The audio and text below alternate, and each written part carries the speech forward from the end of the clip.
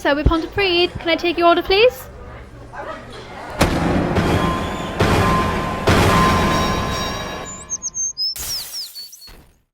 Hi guys, welcome to the Gibbons Talks Boxing YouTube channel. Please subscribe if you have not done so already. I was actually talking to Dai Owen on a different podcast a little while ago, and I said to Dai, seems a year now, it's a Saturday morning, should we just have a little general boxing chat, on MMA chat, just Dai can update us with what's happening in Southwest Wales. So anyway, Dai, good to see you. I know it's the second time I've seen you in probably the last hour, or last even 10 minutes. So yeah, I mean, what's happening with you and MMA and boxing in Swansea? Well, it's a bit. Well, it's been put on, same as everywhere else, been put on hold, which is of an obvious pain because in our gym, 2-4 MMA, we got some real good prospects and they're on a roll. They all had, well, a lot of them had real good things lined up. 3 of them were going to represent Wales in the IMAF MMA tournament, Europeans in Rome. That was scheduled for last summer, but obviously all this happened in March. So unfortunately, they never ended up representing Wales because that's what Jack Shaw won. I think it was 2015 was the IMAFs. And it's a massive platform. You're fighting the best fighters in Europe, or Russians, all them. It's a real. If you can do well in that, then it catches everybody's eye. So we were excited for that because we believed that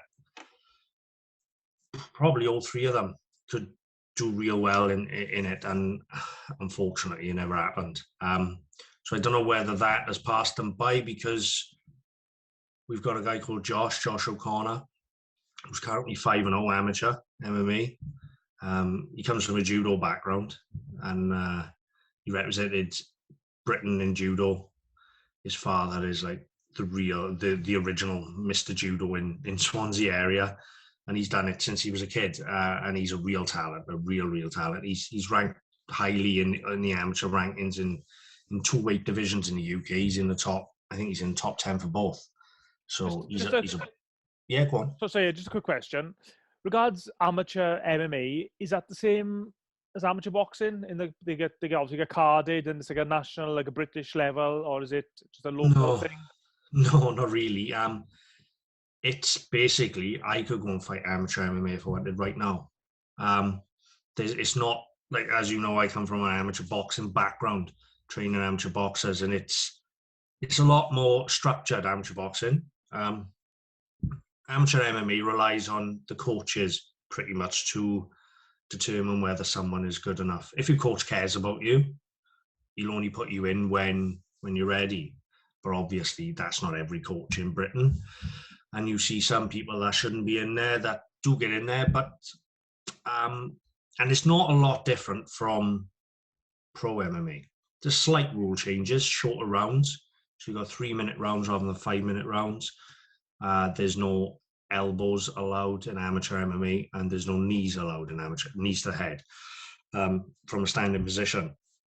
So you've got those of the young. So in my eyes, it's still a proper fight. Although we say it's amateur, those are the only real differences, and they're slightly bigger gloves.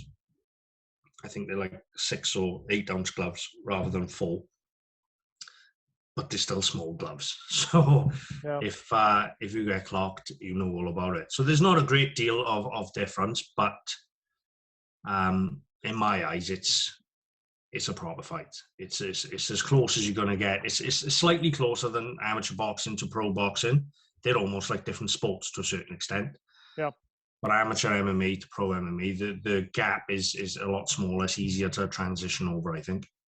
Obviously, with the IMAFs, that's how you pronounce it, which you just mentioned, that's obviously a big organisation, I guess, or somebody's obviously organising it. Is there not any moves within Wales or Britain to have one governing body governing all amateur MMA? Well, it used to be. Ricky Wright's the guy, really, you should talk to about the IMAFs because he's involved. He MCs them all for a start. But there used to be, say, a guy from our club gets picked, he'd represent Great Britain a couple of years back. Now, like Ricky Wright's involved in this. There's MMA Cymru. There's a Welsh team. So we've separated from Britain, and we represent in Wales, which is absolutely fantastic to have our own recognised team rather than just being a part of the British team. So obviously we're a lot smaller than the rest of Britain. So the chances of getting in are a lot harder if it's a Great Britain team. But yeah, we got an MMA Cymru, which we've had, I think we went to 1 or 2 tournaments so far.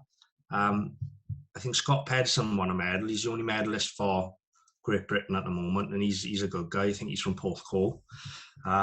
Very experienced in amateur MMA. Obviously, in amateur MMA, you don't get paid as well, same as amateur boxing. Whereas you take the small step up to the pros. That's why a lot of amateur fighters don't get huge. It's not the same as boxing. You don't get huge careers. Like Scott Pedersen, as I mentioned, is one of the only guys I know that have had a real load of fights in the amateur MMA. He's had like 20 plus fights in amateur MMA. Whereas Jack Shaw turned over, and I think he was 7-0 in amateur MMA. So you don't necessarily stay in there for years like some guys do in, well, amateur boxing. As you know, you start when you're 10, and you might turn over when you're 21, 22. Like Reese Edwards is one of the youngest I can remember for a while turning over, and he was like, what, 18 when he turned? 18, yeah. And that's seen as really young in pro boxing. Whereas in MMA, not so much. It's still young, of course, but you're getting guys that are taking up MMA now when they are 10 and 11. So by the time they're 18, 19, they've been doing it for X amount of years. Whereas throwback to as long as 7, 8 years ago, you were getting an ex-boxer who decided to do some MMA, or a jiu-jitsu guy who decides to do MMA. They come in from one discipline and trying to catch up with everything else. Yeah. And now the kids coming through are trained from the get-go in every aspect. So we've got Muay Thai, boxing, jiu-jitsu, wrestling. They are clued up on every single one of them. So by the time they're 18, 19, they'll be doing every discipline multiple times a week, entering tournaments. And by the time they get to that age, they're legitimate killers. So it's slightly different in that aspect. I suppose without any Olympics, or is IMAFs considered the biggest MMA tournament? I would say so. I would say so, yeah. They've just introduced a sort of belt ranking for MMA in terms of the youngsters, pretty much, the juniors. They've done that, I think, to try and get with the IOC, to try and make it an Olympic sport, pretty much, to have some structure to show the IOC that, look, this is what we are doing through the ages. You have to be this skilled to get that belt, etc. Trying to legitimize it as for a lack of a better word, but there's some dispute with that. And how can you give someone a belt in MMA? Because one guy could be a really good striker and have decent ability in every other part of MMA, like the grappling and stuff. Or one guy could be a brilliant jiu-jitsu guy and not have great stand-up. So how can you give the guys the same sort of belt? If you know, say an orange belt, where do you define? So that, I don't quite agree with it myself. People might be upset with that, but I can't see how you can give a belt system in a multiple discipline sport. It doesn't register with me. That I understand why they're doing it, because they want to get an Olympic sport, that would be amazing. If you can represent your country in MMA in the Olympics, that would be tremendous. And it should be in the Olympics, because you've got BMX in the Olympics. You know what I mean? It's like, I think in the Olympics in general, it's almost been devalued, really, because there are some sports which are just not, in my eyes, Olympic sports. Yeah, but I do think MMA would that would definitely fit the bill of a genuine sport that would be very popular in the Olympics. But I think I just wonder, is MMA in its ambition to try and become an Olympic sport, I wonder, is it getting tainted, if that's the right word, with its association with boxing? Because boxing at the moment hasn't got the best reputation. I know a lot of people within the IOC actually want to remove boxing as an Olympic sport. So I'm just wondering, are they just thinking MMA, it's difficult enough dealing with boxing? Never mind Possibly, dealing with yeah. another similar type sport. And just, I guess, like in professional boxing, as you know, we've got like 4 or 5 different governing bodies. And just chaos reigns supreme, basically. Yeah, that is the thing. The I difference suppose, with sorry to cut in. I No. suppose the good thing for MMA on a professional level is the UFC, in its dominance, rightly or wrongly, has established one champion. And I guess for most people, if you want to find out who the heavyweight champion of MMA is, you just look whoever the UFC champion is, and the same with light heavyweights and middleweights, rightly or wrongly. I know there are other organizations in MMA, but the UFC is probably 99.9% of people's go-to organization. 100%. That's as an amateur boxer, the amateur boxer, most popular, Liam Williams, there we are. I want to be world champion. What belt? They don't necessarily specify what belt they want. It's just, I want to be world champion. If you're a aspiring MMA fighter, the dream is to get to the UFC. You don't see Bellator, probably the second promotion in the world. Tremendous fighters in Bellator, absolutely tremendous. But you very rarely hear anyone's aspirations of, I want to go to Bellator. It's, I want to be in the UFC. And in the wider public, the casual fans or people who aren't necessarily huge MMA fans, I've heard it plenty of times going, well, you fight UFC. They think UFC is the sport. Yep. It's just a promotion, but it's the promotion that's where you need to be.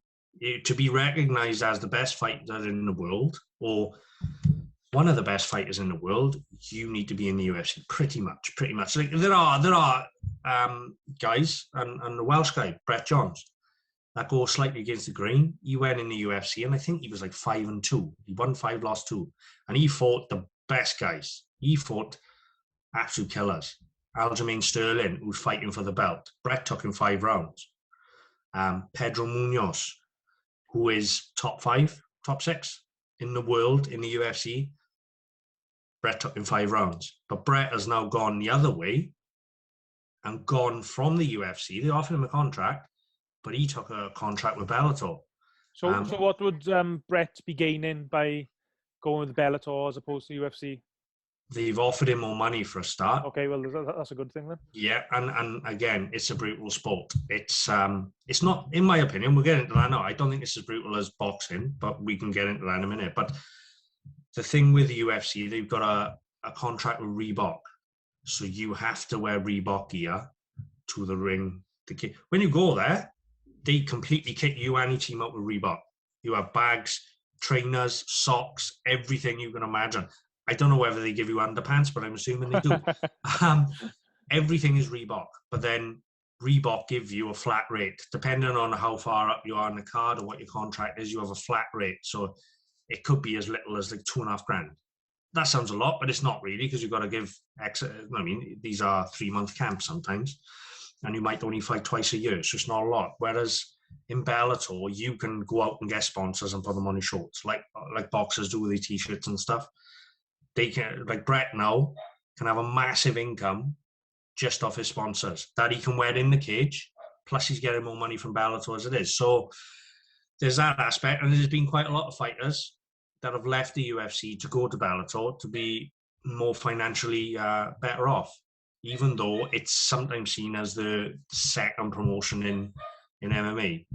But again, there are a lot of killers in Bellator. Do you think we'll ever get to a point in MMA where the UFC is knocked off the top spot? At the moment, it's got a big monopoly, and for boxing for years, up until probably the 50s or probably the early 60s, there was only one really recognized world champion in boxing, and then in the 60s and 70s it split, and then in the 80s it just went totally crazy, and now it's even these days you got like the WBA in boxing who've got sometimes just the WBA have got 2 or 3 or 4 world champions in one weight division. That's just one organization. The regular, the interim, the super champion, the it's ridiculous. But do you think there's any possibility in the short to medium term future where the UFC will be knocked off that top spot? It's it have changed. The dynamics changed slightly over the last 4 or 5 years, possibly, where it used to be the UFC was the UFC, everything else was frowned upon, pretty much like second-rate garbage. Like Bellator used to just take 40-odd-year-old fighters from the UFC, ex-UFC champions from late 90s, early 2000s, Ken Shamrock versus Royce Gracie, as a main event. It was sort of seen as a retirement ground, one last paycheck sort of thing. But now last couple of years, they've gone away from that and sort of shunned the older fighters and brought their own fighters through, which has, again, closed the gap with the UFC. So it was almost unthinkable of a fighter who was on a winning streak, like Brett, for instance. We'll use Brett because he's Welsh. Fighting the top guys. He was top 15 in the world in the UFC at one point, Brett. It was almost unthinkable 10 years ago for one of them, a guy like Brett, to leave the UFC on a winning run to go to another promotion like Bellator. Whereas now, you've got multiple guys who've done that. Rory McDonald done it, left the UFC, he fought for the title twice. Gegard Mousasi left there. He's possibly one of the best middleweights in the world. UFC, Bellator, one championship, anyone. He's up there as one of the best in the world. So the gap is closed. Whether I think the marketing machine of the UFC is just so supreme to everybody else. The presentation of the shows, like I'll watch Bellator, but you've always got that sort of, this isn't the UFC. Do you know what I mean? They haven't got Joe Rogan. They've gone and got Mike Goldberg, even though the UFC released him. They went and got him in. They got John McCarthy, but it's not quite the same. You don't get that same feeling. The brand of the UFC is being looked after and built so well by Dana White and obviously the people who work there. The UFC is like a standalone brand, and that I like watching MMA, but I'm not a massive fan. But if someone said to me, "There's a ticket for the UFC, do you want to go watch it?" I'd grab that ticket without even asking who's fighting. Whereas if it was there's a Bellator show in wherever, I'd be who's fighting? Exactly. That's the difference. And that's no disrespect to any Bellator fighters, because I know a few Bellator fighters, and they're world-class professional athletes. It's just a fact. It's a fact of life, though, that they aren't as well known as. To give it in the football terms, it's like if someone said to you, "There's a ticket to watch Liverpool or Man United or one of the top teams," you'd grab the ticket without even asking a second. And then, but as if someone said, "Do you want to go watch Sheffield Wednesday or Barnsley or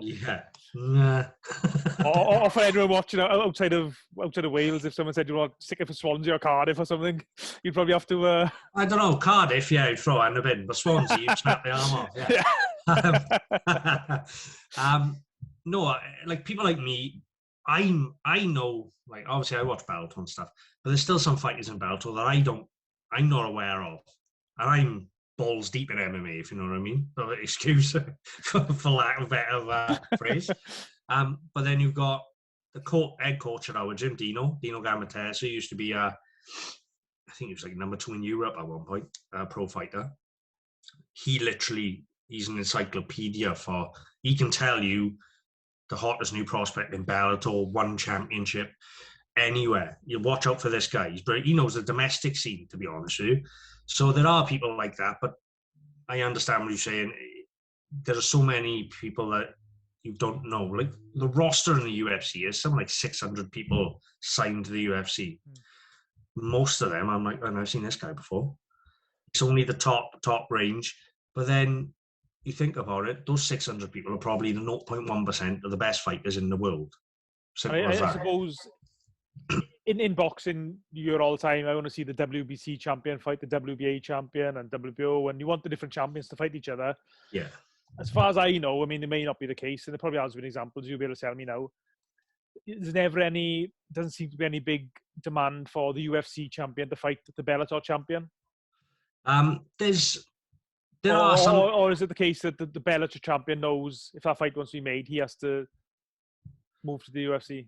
It's just, pretty much. Like Michael Chandler has recently signed for the UFC. And in Bellator, he's Bellator champion. I think he was twice a Bellator lightweight champion. He's legit. He is real good.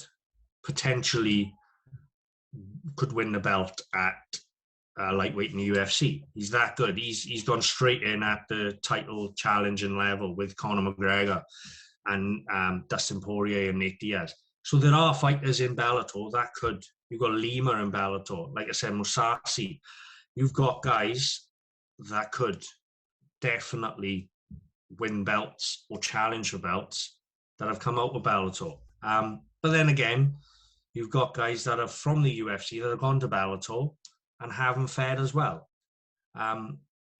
Like Benson Henderson, he won the belt, but he was ex-UFC champion, but he's lost loads. He's lost quite a few fights in Bellator. They are closing the gap quite a lot too, whereas they don't seem as second rate, to put it politely, as they used to. They are closing the gap, yeah.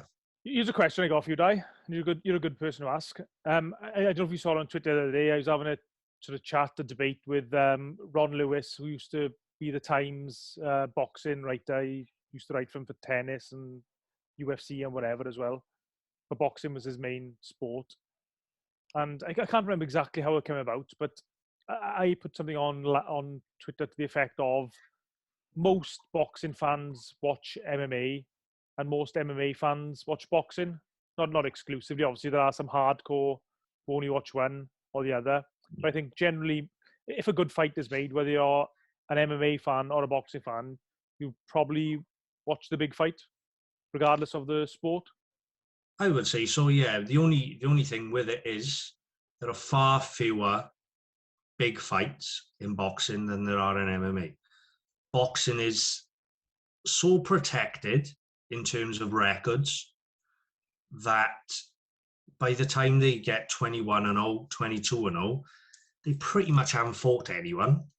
And then when they get the big test, they either get found out, or if they are that talented, they'll pull it off. But in MMA, a loss isn't as harmful. Nowhere near. Like I think I commented, it might have been on Twitter, Dave Gorman. People say I look like him as it happens. You're right, mainly. But I agree with it. I showed my missus and she was like, Christ, dude.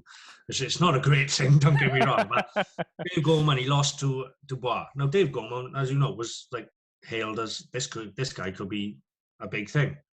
He lost to Dubois.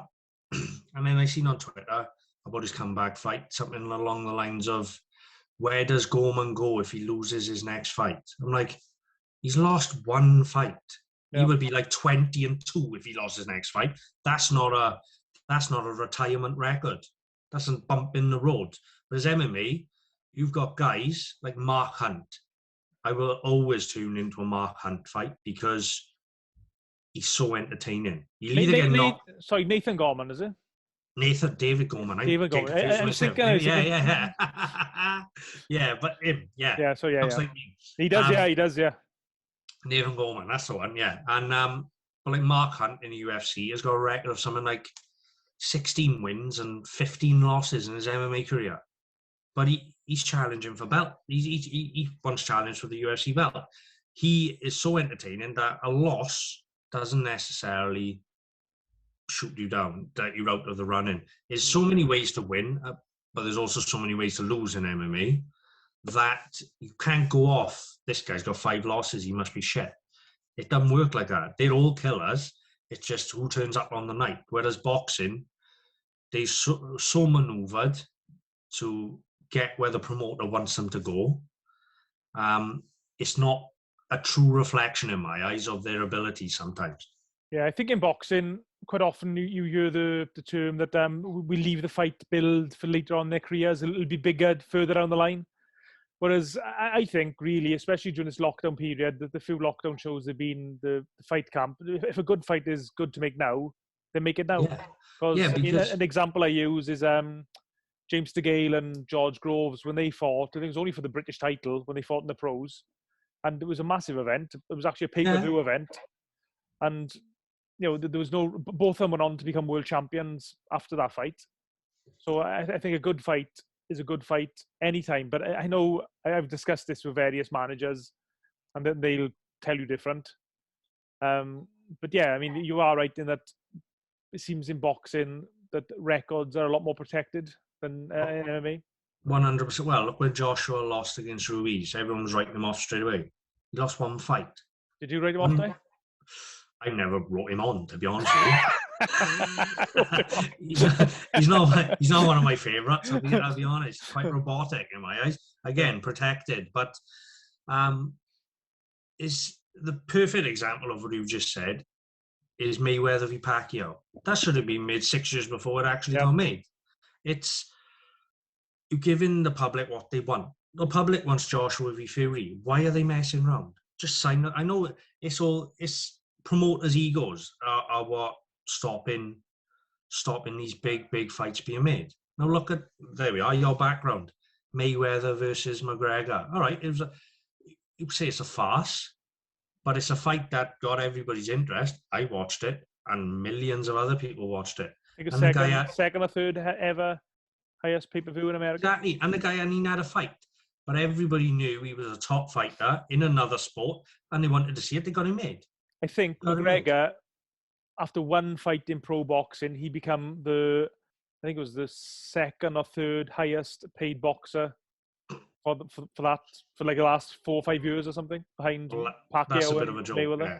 That's a bit of a joke, but the difference is, like, the records count so much in boxing because of the money. There's so much more money in boxing for the fighters than it is in MMA, unless you're a Conor McGregor, which totally transcended the sport and took it to another level. Like, go on.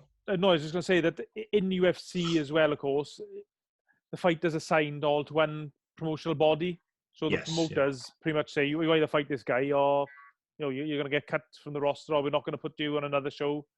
Yeah. And the big fights happen that way. And I think, I should have the stats here in front of me, but I don't. That the pay structure in UFC, the money is a lot more evenly spread out, whereas the top fighters don't earn nowhere near the amount the top boxers earn. Hence why so many UFC fighters want to fight like Pacquiao or Mayweather. Yeah. But the lesser guys, the guys on the undercards, they get paid a lot more than the undercards in boxing. So I know in Nevada, Dan Raphael, the writer, he has mixed opinions on him, but on his Twitter he puts out the pay for the fighters, because in Nevada you have to say how much the athletes get paid, and you can compare the boxers always get paid more than the UFC fighters for the main events. As soon as you look past that main event or even the supporting card, the undercard fighters in UFC generally earn more than the undercard fighters in boxing. Yeah, it's you look at McGregor. I think for his last fight, flat rate, he got 2 million. I think it was. I think it was 2 or 3 million, but obviously he has bonuses and stuff. And then lower on the card, if you were going to sign, if you've just been signed to the UFC, you might be on 20 and 20, which is the difference from boxing. So you got 20 grand to show, but then if you win, you get your other 20 grand.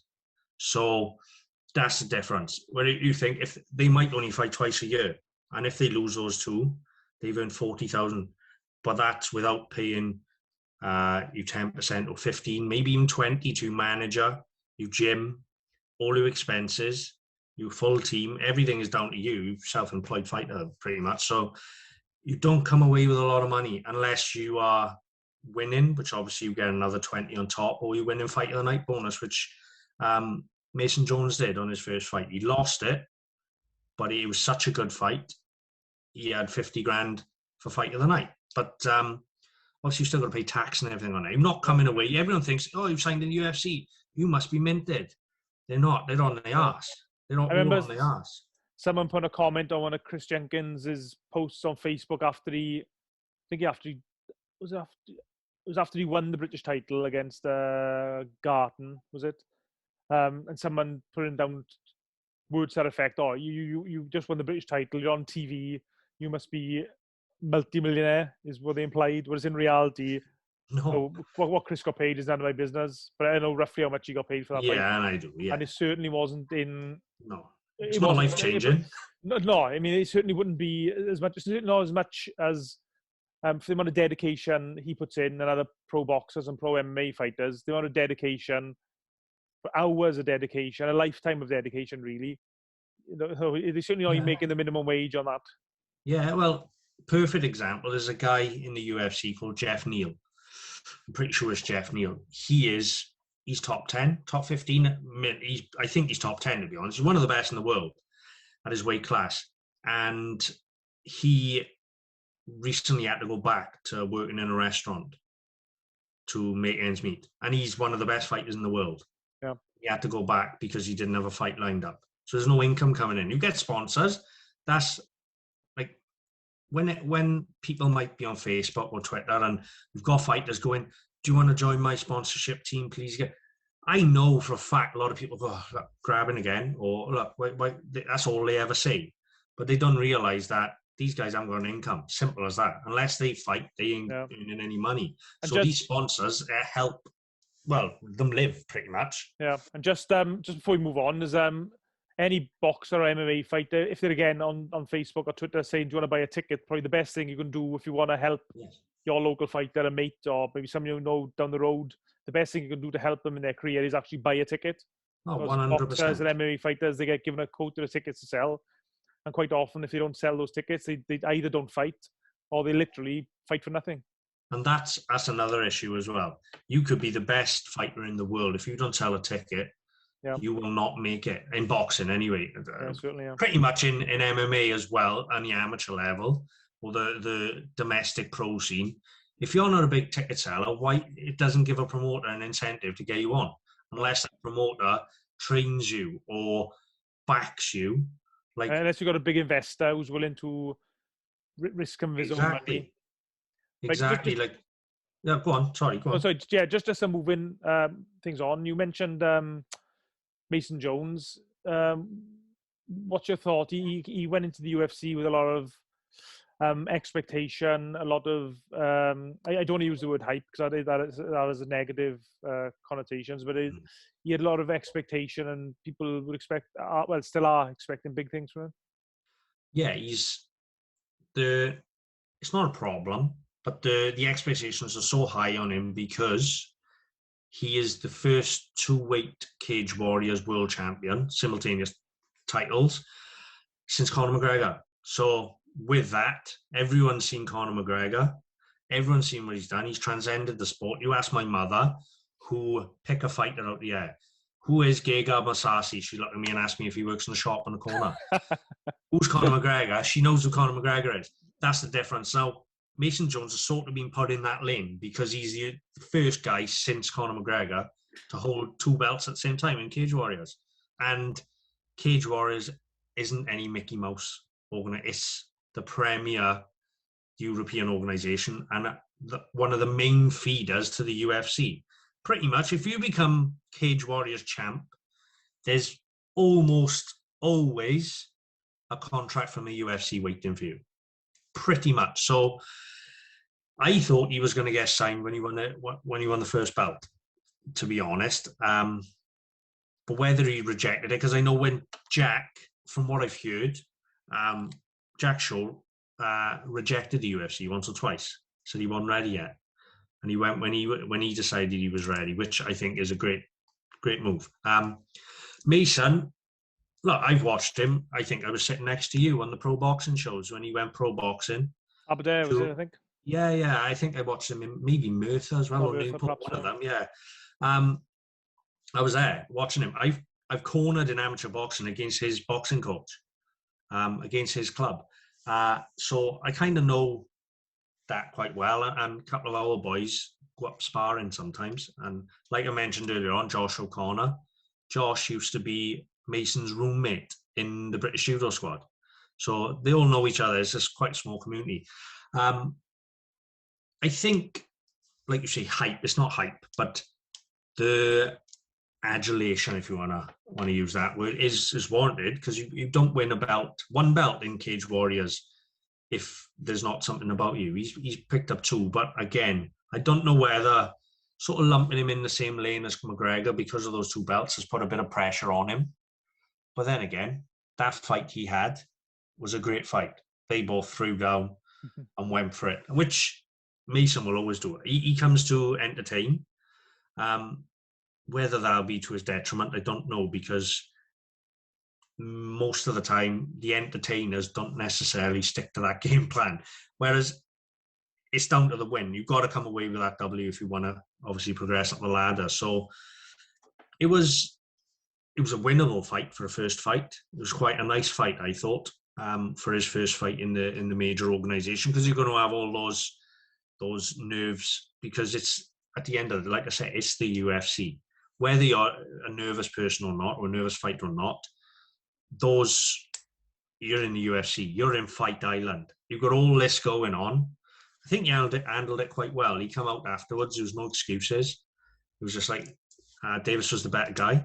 And we go on from here. I'll get better and we'll improve, which is what he won a year. It's when they start making excuses and start changing coaches and stuff, that's when alarm bells ring for myself anyway.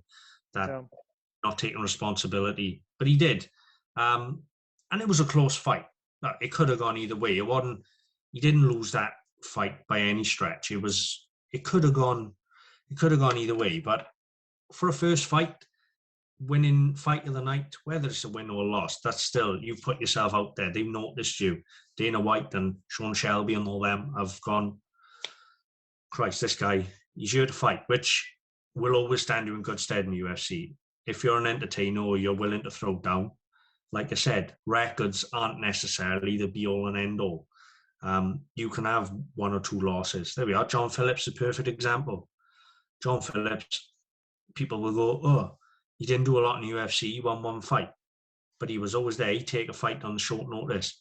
You know if he clips you, you're going to sleep. And he never had an easy fight in the UFC. Never had. The guys he fight, like Kevin Holland and that. Kevin Holland's one of the biggest names, like biggest prospects in the UFC at the moment. And he fought him on short notice. So I wouldn't write Mason off, put it that way. Yeah. I wouldn't write him off yet. As you say, the hype is warranted with Mason, I would say. Another question, Dai, bit of a stranger out of left field, or however they say it. What's happened with your own podcast, TTLO? You tell me. I don't know. Well, Lily now, he's like in Roald Dahl, isn't he? Wordsworth. Yeah, innit? Tell me about it. No, he's the most, how can I put it? Unavailable, unbusy guy I've ever met in my life. We haven't done one since October, I think. It's just like a lot has gone on since then, in all fairness. I don't know how many people know, but Lily was started training for a British title fight in BKB. And I was supposed to be there on this day. He asked me to come down and watch him spar, and he was sparring Angelo Dragoni. And I didn't go. I just thought, I can't be bothered, to be honest with you. So he video called me then, which he rarely does. And he was in the car. I said, all right. He goes, yeah, I've done a David Hay. I was like, what? What have you done? Because I've snapped my Achilles. I'm on the way to the hospital. And so in sparring, you just step back, snap. Achilles gone. British title fighter. He's probably the most unluckiest fighter you'll ever meet in your life. He gets to where he wants to. He should have had the British title fight a long time ago, personally. But he finally gets it, and he snaps his Achilles. So while he snapped his Achilles, he's become a poet, which that's proper left field. That's the last thing, because he's one of the... There's a handful of people I know that love to fight. There aren't many. Like, even fighters go, I don't particularly like it, but I'm good at it. He actually enjoys fighting. He looks for fights, not in public, as in like he'll call anyone out. He just wants to get in and have a scrap. He loves it. So for him to become a poet is pretty unexpected. And by the look of it, he's having quite a lot of success with it as well. There's no money to be made in it, but he's not in it for that. He's in it to just because he enjoys it. And I've known this side of him, obviously, for a while. He had the ump with me before because he texts me and goes, oh, do you fancy coming to a spoken word thing, right? And I just text back with laughing faces, and he got the ump with me then.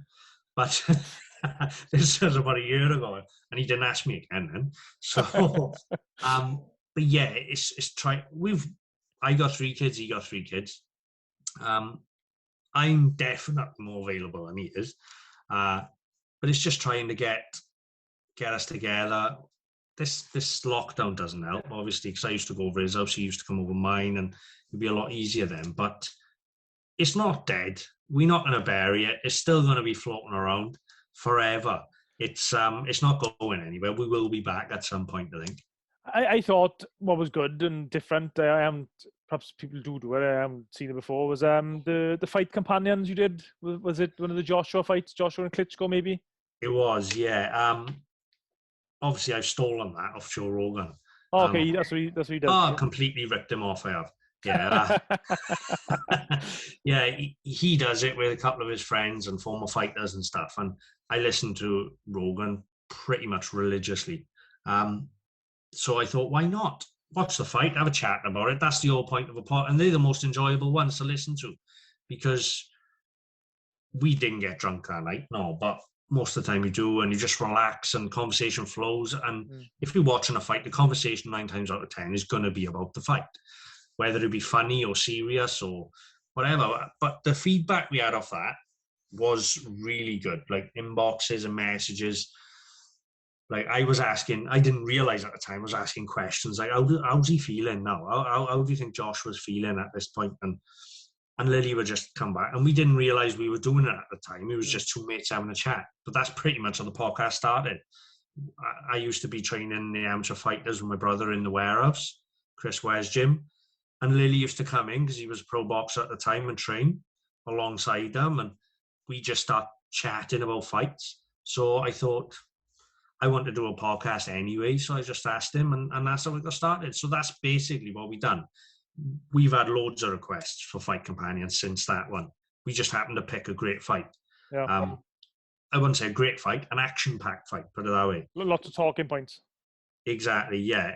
Exciting. He's knocked down. It had a bit of everything. So, again, it depends on what fight you're watching, because if you're watching a snow fest over 12 rounds, you've got to find something else to talk about. But we have had some requests about the fight companions again, and I'd love to do them. It's just, if people are listening to this, get on to Lily and tell him to start saying yes to dates. I suppose you could do a fight companion over Zoom, couldn't you, really? If Definitely, yeah. If there's any, I know it was, I'm just trying to think of any big fights off the top of my head. Obviously,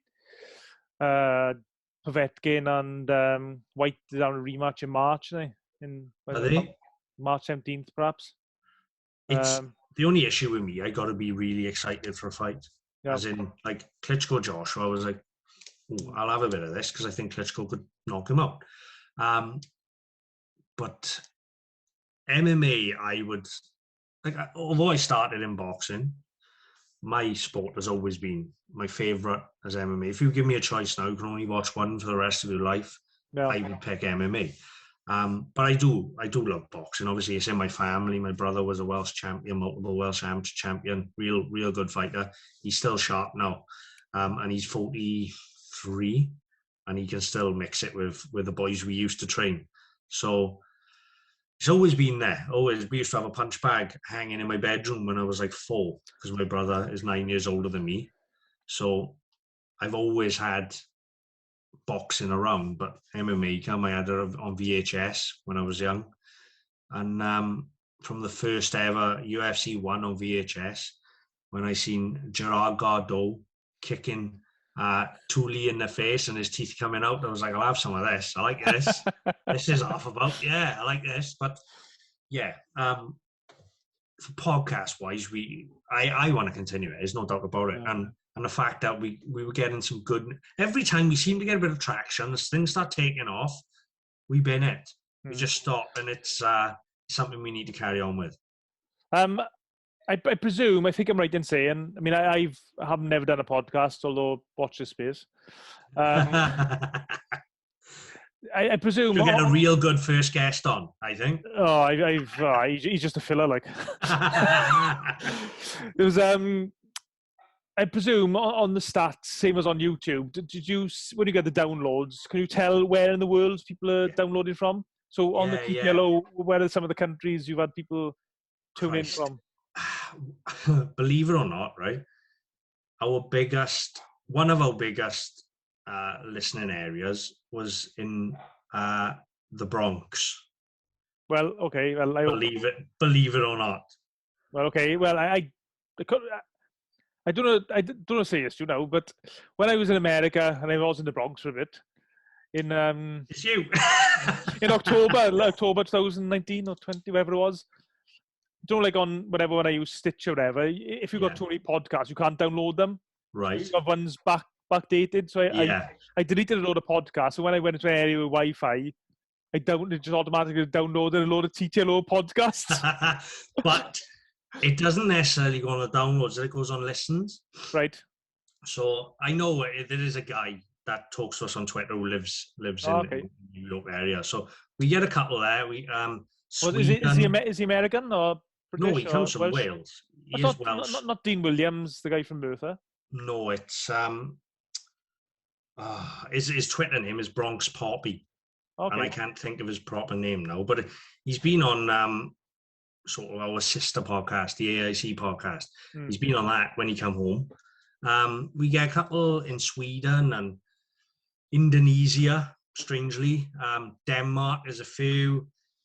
It's good to have a look because it just goes, oh yeah, I'm not saying we don't get millions of downloads, not by any stretch of imagination, but we do okay. And like I say, when we started, it was just a bit of fun. Me and Lily do it as if nobody's going to listen, which most of the time they don't. But I've listened to all the episodes anyway. Yeah, thank you, Keith. You're probably the only one. No, but it's fun because, like I used to say to Lily, when do you ever sit down with anyone and talk for 2 hours? I don't sit there with my missus and talk for 2 hours.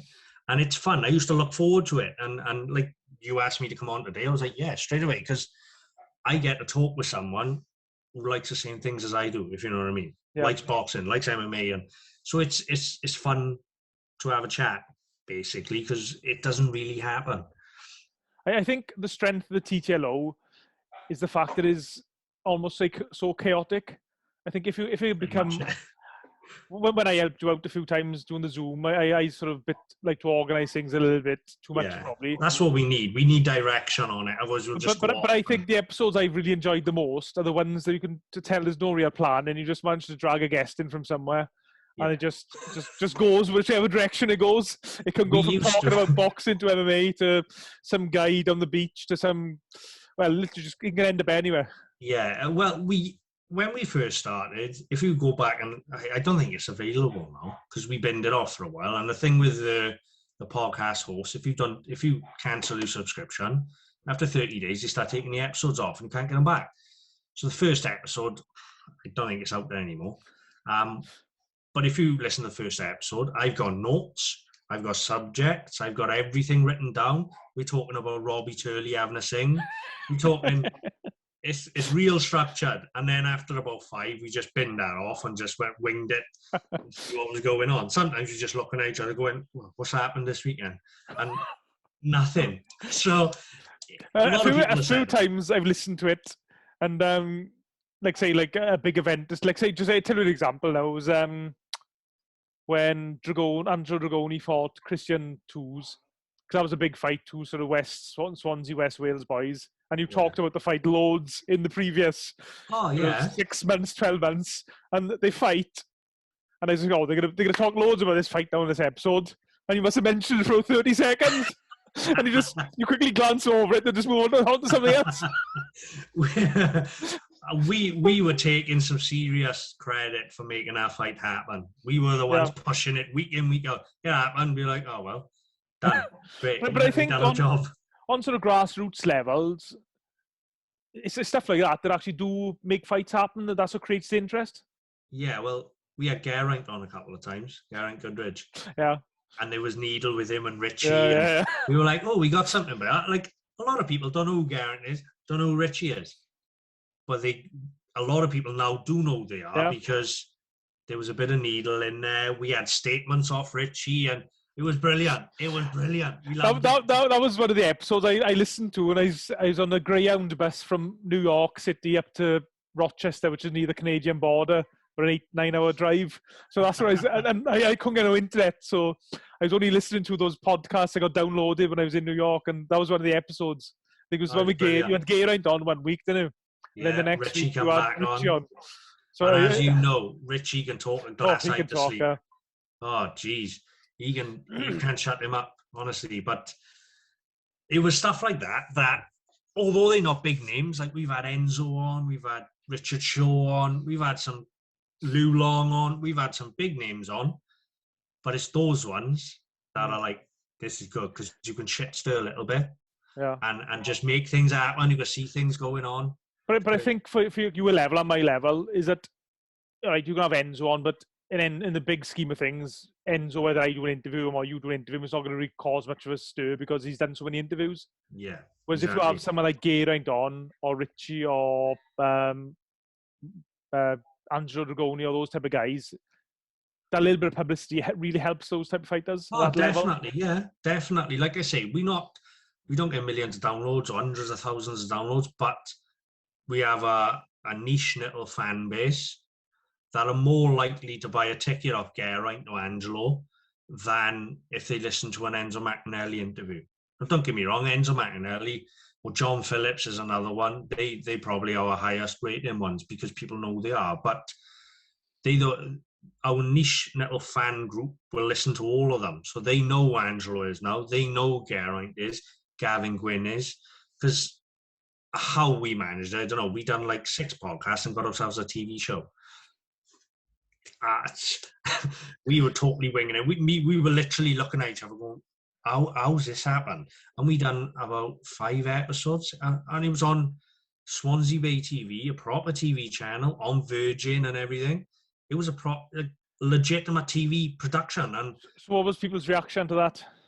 I know Lily's nan loved it because she taped it.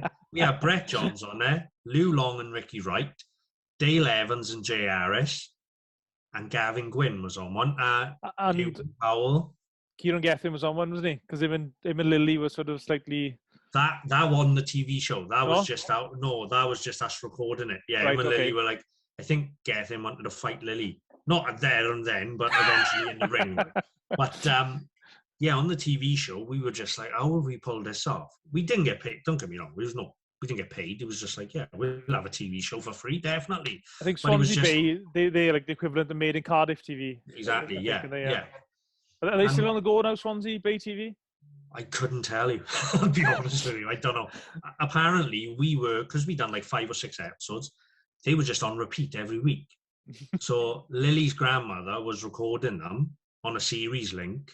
So she had the Brett Johns episode about 30 times saved on a... You're on TV again? Yeah, I know. Like my wife's grandparents were just flicking over the TV one night, and they flipped over and they go, "Oh, that guy looks like David, doesn't he?" He looks like Nathan Gorman. Yeah, Nathan Gorman's on Swansea Bay TV. Yeah, and obviously they didn't know that I would be on TV, which was really weird. And believe it or not, as little as the podcast is, I've been walking through Tesco's and some geezer I've never seen in my life going, "Oh, you're right, Dai." And I'm like, "Hiya, mate. Yeah, right." I'm thinking, who's this fella? "Oh, I listened to the podcast. Yeah, it's great." And I'm like, "Oh, thanks, pal." And I was in Denny's diner before, and my missus said, "Those 2 fellas over there know you. They nudging each other, pointing at you and stuff." Not that I'm famous, but I was like, "Oh, check me out." You know what I mean? But I've always done it as fun. And when I had my operation 7 years ago, I decided after that, like, if I want to do something, I'm going to give it a go, whether it works or not. If I want to do something, I'm gonna have a bash at it. And that escalated into MCing fights, and Ricky Wright helped me out massively with that. I watched guys on TV and thought, I can do it better than him. I've never done it in my life, but I thought I could do it better than him. And then Ricky texted me one day going, "I got a gig for you." And then my heart started going, and I was like, "Oh God." But I done it, and my first one was in the Vale Sports Arena with like 500 people in there. It's packed. And I didn't know what I was doing, never done it before. Just grabbed the mic, went in and done what I'd seen people do on TV. And it was all right. I've had loads of gigs off it. But so are you still MCing now? I don't go looking for it, put it that way. It's something It's good. It's fun, and I've emceed in some real nice places. I've done the O2 Academy in Bournemouth. I've done some big place in Bognor Regis, believe it or not. The Liberty Stadium, next to Ricky. Ricky was in one room, I was in the other. So yeah, and I almost had the IMAFs in, where was it? Romania. Ricky texts me and goes, the guy who normally does it with me can't do it. Can you get time off and come to Romania? But I couldn't get the time off work because it was like in 2 weeks. So that could have been my big break, but sliding doors. Just one thing I know from when I've done a bit of boxing commentary, I normally scan through the list of fighters and try and pick out any difficult names. So I don't butcher the name when I do the commentary. Yeah. And how do you cope when you're doing the MC with any slightly unusual names? I'm running backstage going, where's this fella? Where's this guy? And they go, he's over there. Right. Tell me your name really slowly and I'll break it down phonetically, is it? Yeah, that's what I do. And try and do that. And before I'm reading out in the ring, I'm like, fuck, don't mess it up. Don't mess it up. Don't mess it up. But I've messed up one, it's on YouTube, messed up one gym name. There was a Dutch team fighting I was down in Bognor, I think it was. And there was a guy called Gino Van Steenis. It's weird how I remember the names, but I remember this guy and he was good.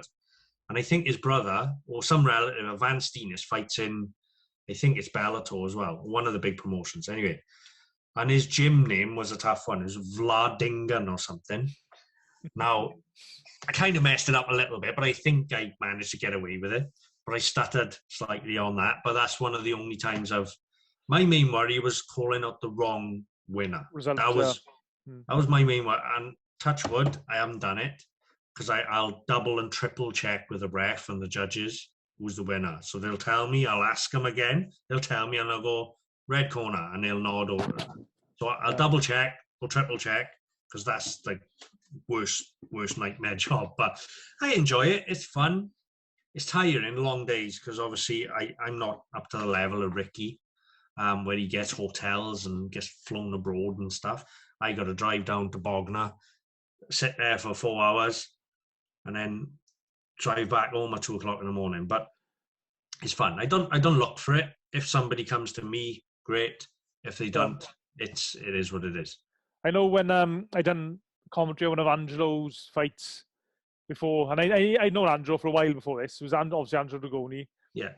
But the first round, I said Angelo Dragone, and I said it for the full 3 minutes. And I knew I was saying it. And after in between rounds, I was like, right, what do I do now? Do I almost contradict myself and say his proper name in the next 5 rounds? Or do I just continue saying his name incorrectly, but keeping the continuity going for the full fight, but incorrectly? So I just basically kept on saying the wrong thing for the full fight. Then. I thought his name was Dragone. I've known Angelo since the amateurs. I used to see him, like, we take fighters to Cardigan and Angelo be in the same changing rooms as us. I've always thought his name was Dragone. Always. Until he came on the podcast and I said, how do you say your name? He said Dragoni. Dragoni, yeah. So until then, I called him Angelo Dragone as well, to everybody. Yeah. But, and I remember another time, John Scriven, who I know you know, he had his show in Caerphilly and I was just going there just to watch it. But no, I said actually what I said, I'd help him out wherever he wants. So I just turned up, oh, what do we do that? And he said, oh, can you MC for us? And I was like, oh, God, I've never done this before.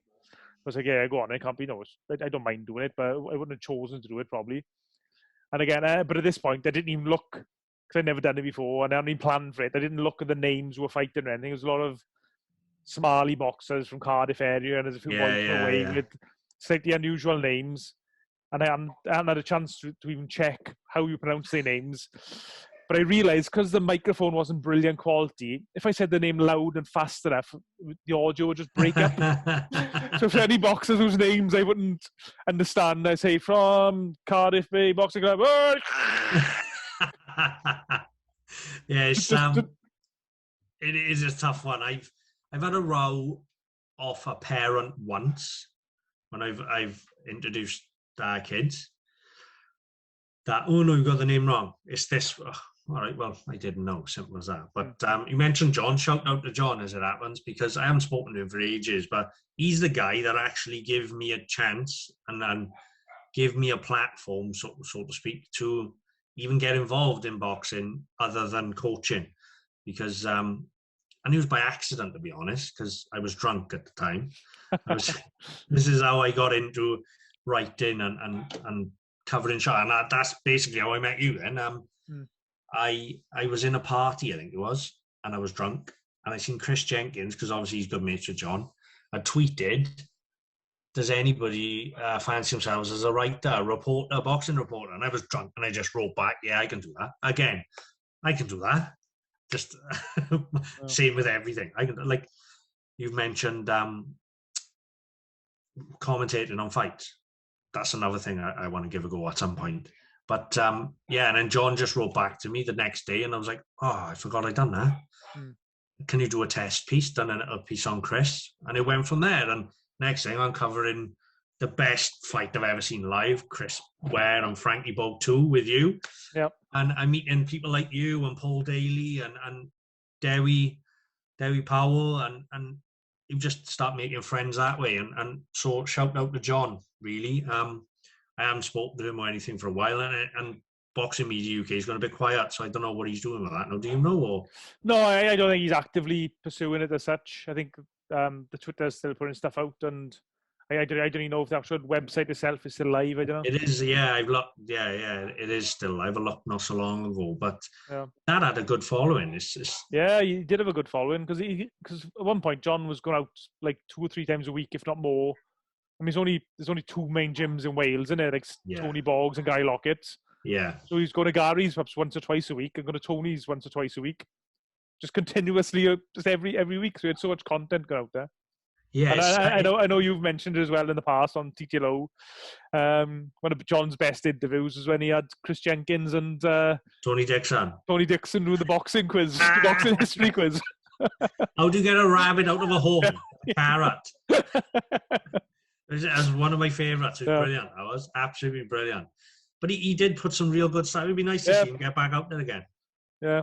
I like sort of John's style of interview, because he's quite informal. He just sort of throws a bit of a general question out, and just people just take it from there, really. Yeah, and your show with him, Fight Talk. Fighting Talk Wales, yeah. Yeah. That was gaining some traction as well. It'd be good to see that. Yeah, when we did it, first of all, we had like 1,000 or a couple of thousand watched it, but then it dipped down there, and I don't know. I mean, the thing is, same as you just said with the podcast, as long as you're enjoying what you're doing. I mean, exactly. if people watch or not.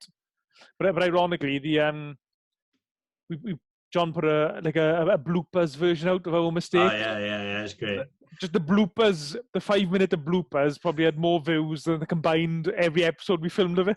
Yeah, it was funny. It was real good. But that's the thing. As long as you enjoy it, and I've had a couple of, like, you asked me about podcasting, and I mentioned Ambition is Critical, which is it's quite a big podcast now in terms of football, Swansea City. Ryan, who hosts it, he was on TalkSport 2 days ago. Yeah, I did hear that, yeah. Yeah. And again, they heard me and Lily and asked for a bit of, like, how do we set it up? And they've gone from strength to strength. Unbelievable, the success they're having, really. So I just do it as if nobody's listening. Now that's what I do. And you can probably tell that most of the time as well. Yeah, but I think, like I said, I think that's the beauty of the TTLO, is the fact that it's so informal. But yeah. Like which if you could have any guest on the TTLO, like realistically, not like, I don't mean like, say, Mike Tyson or Conor McGregor, but realistic guests from Wales or from the UK or whatever. I would have loved to have had, like, we've had big names lined up, like, and we've never pulled a trigger. It took us 18 months Enzo said 18 months before you actually come on. Yeah, I'll come on. And we just never pulled a trigger. Jack Shaw agreed to come on. Richard Shaw, his father, agreed to come on probably a year before he actually did come on. Yeah, the episode of Richard Shaw I thought was really good as well. He's probably in my top 3 guests, to be honest. He was really easy to interview. and it was loads of information off him about things that you wouldn't necessarily know. So he was one of my favourites, to be honest, even though I would have liked to have done it in person. Yeah. Because you do lose a little bit over Zoom, that personal connection sort of thing. But if I could, Gary Lockett would be up there. Now, I still blows my mind a little bit that Gary knows me. And like I was working up his area. I obviously, you know, I do the fridges in supermarkets. So I was in one of the supermarkets. And he came in and I looked up and I went, all right, Gary. And he looked at me as if to say, I know you. And he went, all right. And then he walked off. But he come back then. He must have triggered, oh, yeah, I know it is. And he come back and we had a good chat. This was probably beginning of lockdown last year. And like, I'll see him and he texts me sometimes. And I'm like, Gary Locke is texting me. It's the same with Enzo. Yeah. Like, I've known Enzo for years. I used to hang around with Tobias when we were kids and stuff. But it's still mad that Enzo's like, are you right, mate? How's it going? I remember, so you mentioned Gary Lockett, to interrupt you there. When he fought Kelly Pavlik for the world midweight title, or Kelly Pavlik at the time, Gary was a bit unlucky that he fought Kelly Pavlik because he was an outstanding fighter, but it was only for about a 2-year period, and Gary fought him right to the very peak. But anyway, I was at a mate's wedding the day Pavlik fought, Gary fought Pavlik, and I come back from the wedding, I stayed up then to watch the fight. That was 2008, I believe. And then in 2018, or 10 years later, I was actually doing commentary live on S4C with Guy Lockett. Yeah. I'm just thinking it's just amazing how things have just worked out. How it works out, yeah. Like, again, Tony Borg was another one. I go to the gym that often. To me, in my head, they're like, oh, this is just a guy taking pictures or what have you. But then I was at a show, I think it was Liam Williams versus Gary Corcoran. And Tony was sitting a couple of rows in front of me. And he like turned out, hey mate, right, how's it going? I thought, oh, he remembers me. It's just those little things. Like, to me, they are celebrities or like Welsh sporting icons, if you want to go that far. Yeah. But Gary Lockett would definitely be one. And I probably could have, to be honest, but I don't like asking. That's the problem. I don't want to pull the trigger sometimes. Gary would definitely be one. It's a tough one. Because I've mentioned it loads of times, in terms of coaches, I love the way Gary goes about. I've been in the gym, same as you have, sat there in the corner and just watched them when Enzo was training there as well. And everyone calls him miserable and stuff on Twitter, and he is always laughing. You back me up on that. You go to the gym, and they are always laughing. No, he's definitely one I'd like. Chris Jenkins, like, I'm friends with Chris. My auntie and uncle sponsor Chris. My cousin is one of Chris's best friends. So I've known Chris for a long time, but I've never pulled the trigger with Chris. It's little things. Chris Ware would have been a good one. I would have liked Chris Ware. But one, I was thinking the other day when you put the video out with him, is I would love to get Andrew Selby on. Because, like, obviously I don't think he would, but he's got such an up and down story. Like, to sit there for maybe 2.5 hours of Andrew and go from the start, everything that happened, obviously his mother passing and dropping out the sport, retiring, switching coaches, coming back, for like 2.5 hours to sit there and go through everything in depth. That would be a real good one. Same with Gary. Go from the start, but he's on, like, what do you go on, like a 20-fight amateur knockout spree or something, 20 fights in a row. Nobody knocks people out in amateurs that much. So those two would be up there, I think. Andrew would be a real good one because he's got so much potential and he's had such an up and down career. He's been his own worst enemy most of the time, I think, but he's still got that thing in him where he could be a world champion. So it's not over, not by any stretch for Andrew. It's interesting that when you obviously had J.HARRIS on the podcast a few times. He'd been a Swansea boy, and you mentioned his name. His name comes up quite a bit. But how Jay was always almost in Andrew's shadow, or he's Wales' second flyweight, if you like. Whereas now, it's gone the other way. I mean, J.HARRIS is a world-ranked flyweight. He probably, if you ask boxing people in America or all over the world, name some top flyweights, I guarantee J.HARRIS' name will be in there. Take the champions out of it, his name will be mentioned because he put such a brilliant performance against Martinez. It was unbelievable. Yeah, unbelievable. And then the way he got up as well from that body punch. And actually, when I interviewed Jay about that fight, a few months ago, 2-3 months ago, he said that he actually took a knee on purpose, which showed a lot of maturity. Yeah. He said he felt so much pain. He knew he could stay on his feet, but he'd end up probably taking a few more hard shots. So he actually took the knee, a conscious decision to take the knee, which shows so much maturity. And now Jay is up there, probably, he could get a phone call today saying, "Do you want to fight for one of the 4 titles or 3 titles?" Definitely is. Whereas Andrew, unfortunately, is, fingers crossed he gets back to world level, but that still, remains to be seen at the moment. Well, when I was going to Gary's a lot, you were talking, got to be 5 years ago. Got to be. And Jay was there.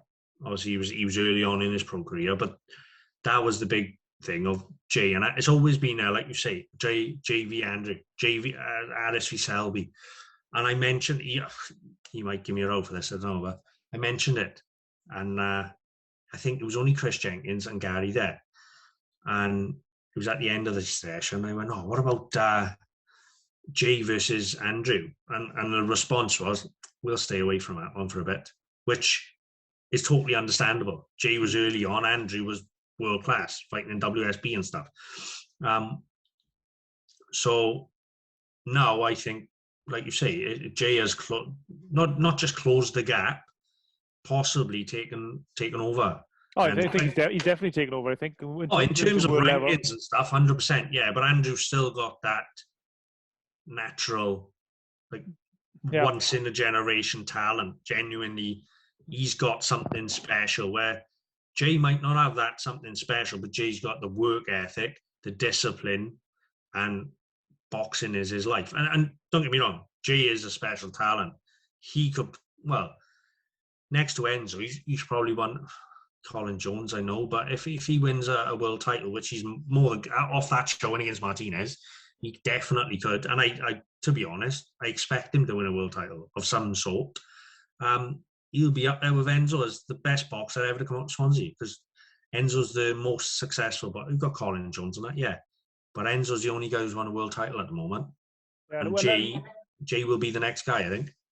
Yeah, another thing about your podcast, you've always basically got behind J.HARRIS and encouraged people to sponsor him. And I think now finally he's able to give up work and he is a full-time boxer at last. It used to, not just blow my mind that he worked in night shifts in Amazon. It used to really piss me off, because you see white-collar boxers going, "I've got this company behind me, this guy's sponsoring." I'm thinking, what are you doing? You're sponsoring a white-collar boxer, X amount of money. You should be sponsoring this guy who's a proper talent, who's got to drive a bloody forklift around Amazon 4 nights a week. It really used to annoy me, because, again, people just don't understand, not necessarily what they can get out of it, but just supporting one of your own. You know what I mean? Jay is mates with all the guys I know. Jay goes up the pub. My football team, Roxburgh, my local team, I used to manage them. They still my team. We still all meet together. And when we go out for a night out, Jay's there with his Roxburgh tracksuit on. Jay is like one of us. He's just a normal guy. You've interviewed him hundreds of times. Yeah. He's as normal as they get. He haven't got an ego. He don't think I'm Mr. Boxer. I fought for a world title. Look at me. You could walk past Jay in the street and you have no idea of what he's capable of. He doesn't ooze actually what he is. He's a proper talented super athlete who's just a normal guy, and people need to get behind it. Really do. You're saying that about Jay. I remember, it was only actually the last time I was down Gary's.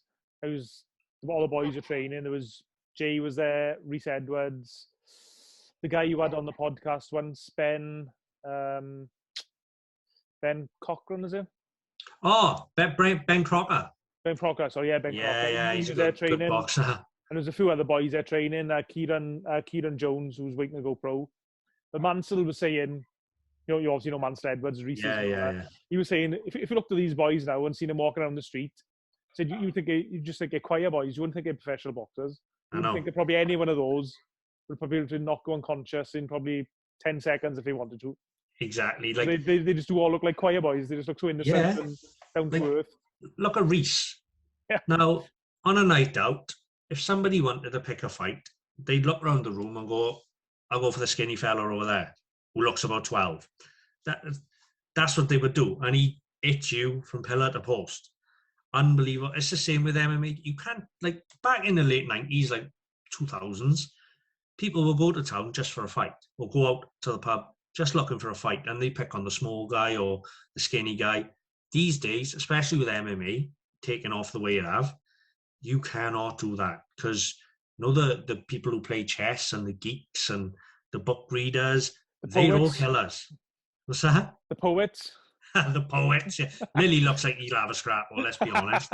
He looks rough. Have you noticed the Lily's created a separate Instagram account for his poetry, and the picture on there, I think he's smoking a cigar or something. He is, yeah. But he looks like he'll have a scrap, let's be honest. But you can't, like, if I'm ever out now, not that I go fighting, God, I don't look for fights, of course, but I always scan the room regardless. I'm a watcher rather than an interactor. I'll just watch a room, listen to a conversation. That's why I like being in the gyms. I'll just sit in the corner and listen to them tell stories and stuff. Always look for the ears. If they've got cauliflower ears, stay away. There we are. If you take one thing away from this podcast, take that away. If they've got cauliflower, if they got mangled ears, you don't want none of that. If they got cauliflower ears and they don't look like a rugby player, there's a good chance that an MMA stay fight. away. You don't want none of that. You don't want any of that. But yeah, like you say, J.HARRIS, he's probably the hardest 7-stone bloke I've ever met in my life. Like, the power he generates from his punches. The only other guy who, let's see, what he used to fight at 8-stone, whatever. The hardest 8-stone guy I've ever seen in my life is Ricky Owen. Yeah, definitely. Yeah. I have never seen anyone hit as hard as him. Now, I watched him, my brother take him on the pads and stuff.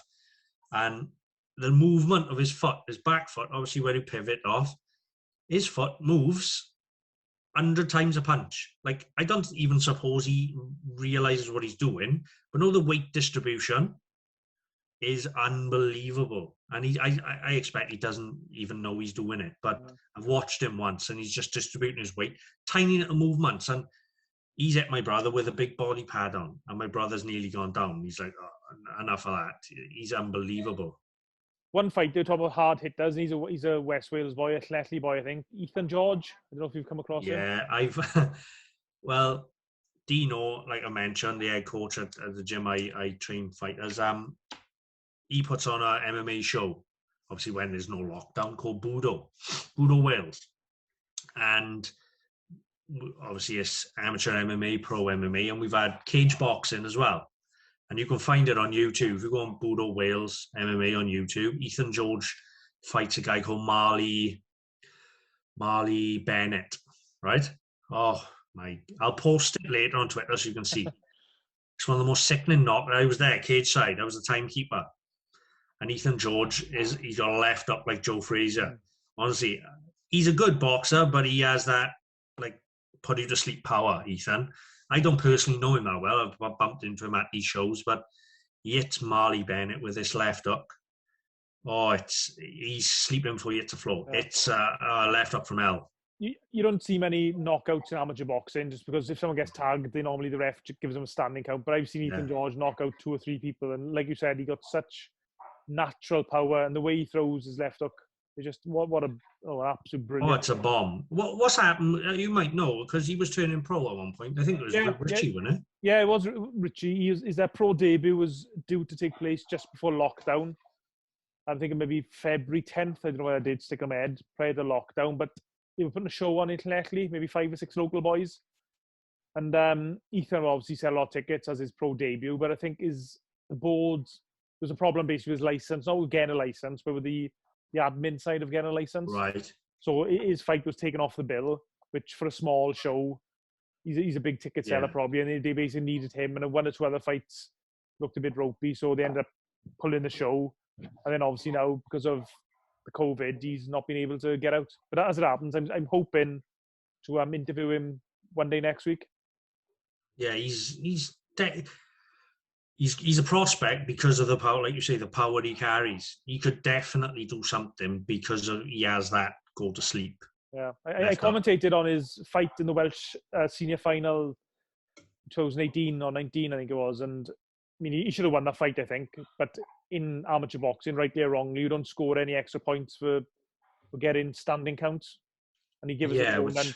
The guy Sinclair, I think it was Michael Sinclair from Cardiff. It was a really good fight, and Ethan George's fitness let him down a little bit in the end. I think he's blowing towards the end, but you still could make an argument that he should have won that fight. But that's the problem I found with. Can you hear that dog? Yeah, it's fine. It's right, but it's fine. No, let me text her to shut the dog up before I strangle him. 2 seconds. But the problem with amateur boxing is the judging. Is you could be a great amateur boxer, and I've cornered on numerous occasions where you just get ripped off. It's as simple as that. We had a guy fight up in Avonlido, up our way, against Avon Spartans. Yeah, against a guy, my mate called Adam Nichols. He's a good fighter. And we went to Avon Spartans, fighting their top boy.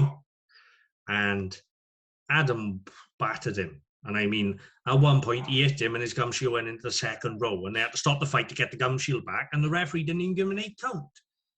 And Adam lost the fight. They give it to the other guy. And as we were leaving, Jamie Arthur even said, "Oh, lads, you got robbed there. You got ripped off." And it's stuff like that that made me lose passion for the amateur game, because these guys train. When they got a fight, they train like they're professional athletes.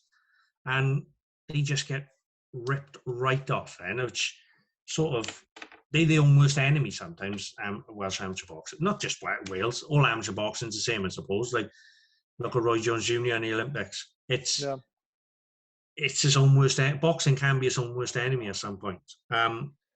Whereas, well, then again, MMA, you get some ropey to say. It's just the judges need more education on some parts of it. I think that's where it comes down to. Yeah. And just one point before we wrap it up, because I did say to Dai before we started, we'd have a quick 20 minutes, half-hour chat, and I think we've been on for now, waffling on for probably well over an hour. Have we? But yeah, I think so. Yeah, I'm not quite sure how long it is exactly. But just a point on judging, it's probably the same MMA as boxing. There was some, I can't remember the fight now, but there was a controversial fight. And one of the judges had it one way, and the 2 other judges had it the other way. But all the media had it the exact same way as who was sitting behind the judge. So it was a split decision. So 2 judges had it one way, 1 judge had it the other way. But most of the media agreed with the judge who was the one single judge. Yeah. They just by coincidence happened to be sitting behind where that judge was. So obviously they only watch, it's not like television where you can obviously, as you know, but for people perhaps who've never been to a professional MMA fight or boxing, you're on a TV screen or replays. You can only make your opinion based on your view.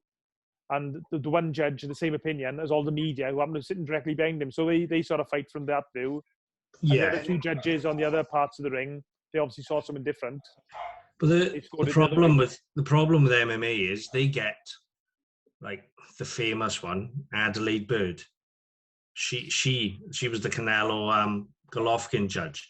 Now she has screwed up loads of MMA fights also, because they don't know what they're looking at. As Joe Rogan said once, one of the judges literally leaned into, it was like a referee or something, and said, "What's he doing by there?" They have no concept of ground fighting, or it's getting a bit better, because I personally think it should be former fighters or former coaches that should be refereeing MMA. So possibly same in boxing as well. I think in Nevada, I know it is in boxing, so I presume it's the same in MMA. It has to be a Nevada resident who's the judge or the ref. Oh, right. Does it really? If you look at Nevada fights, they're always same ones. Same ones, because there's only a relatively small pool of officials they can use. They never seem to get reprimanded for terrible decisions. That's the problem. That I don't understand that. Same with referees, basically. Yeah. You should be back on the regional shows until you build back up, and Well, I mean, there are some British referees, I'm not going to mention no names, but there are some, and I just don't know how they're still refereeing or judging. Ian John Lewis. No comment.